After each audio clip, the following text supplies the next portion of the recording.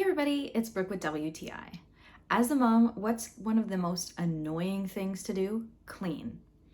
Well, I used to hate cleaning my microwave because for one thing, I'm short and it's really hard to reach, and scrubbing stuff out of there took me forever.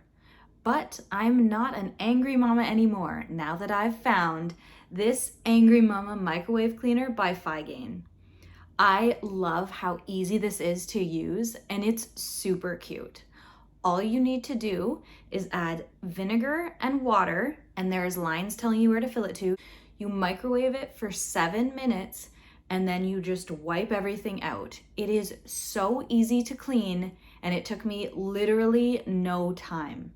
Another thing I really love about it is that it's dishwasher safe. So after I clean my microwave with it, I don't have to clean it myself. I can just throw it in my dishwasher and it comes out nice and clean for the next time I need to use it. Another great way to use this is to put baking soda in your fridge to eliminate those odors. It looks super cute sitting in your fridge, and no one is going to expect it to do what it does.